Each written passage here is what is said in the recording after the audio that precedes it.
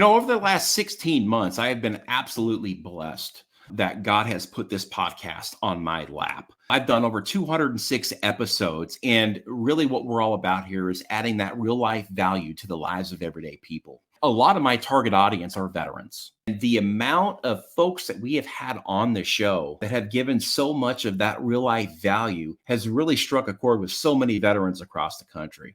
They reach out to me all the time and they say, man, that podcast was a great listen. What your guest had to say totally resonated with me. I've been going through a lot of self-isolation. I heard your podcast, and because of that, I'm going to take my first step today to get 1% better. I'm going to begin to get my life back because of everything that I'm hearing from so many of your great guests has given me the motivation and the courage to once again stand up and to get back in the fight.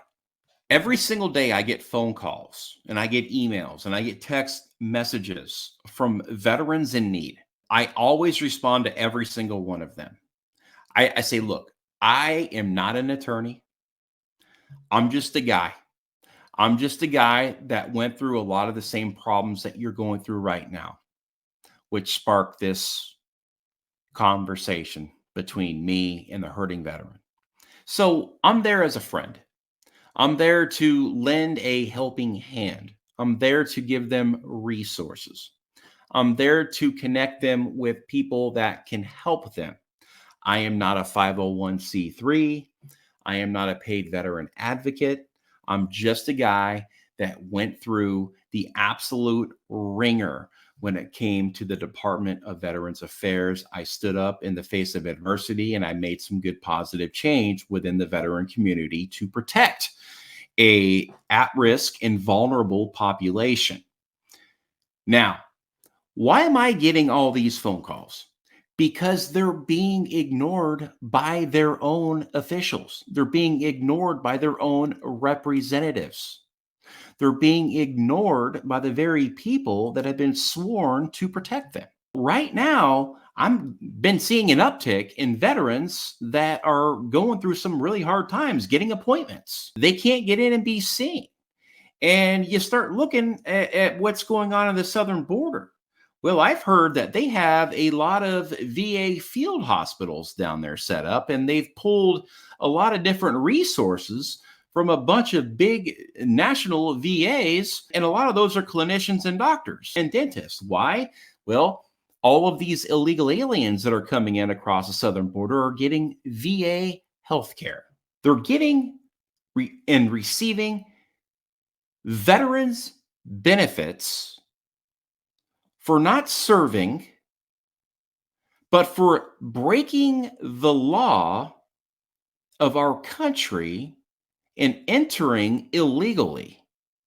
All the while, veterans are suffering, and when they suffer long enough, they eventually will end up taking their lives. I've been around so many of these veterans and I've seen it, and it's an everyday cycle. It is maddening.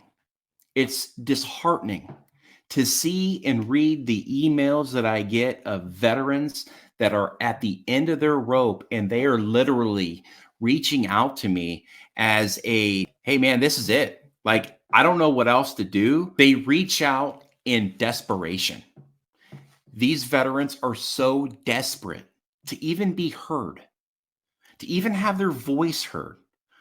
All they want is to be seen in a timely manner. So many veterans out there are struggling, and the US government just says, well, continue to struggle or wait in line. Or they file a claim for compensation and it takes years to get an answer. Sure, they may get a response in 6 months. It gets denied, and then they're waiting in some crazy line to find out if they're going to get their claim approved for honorable service to our nation.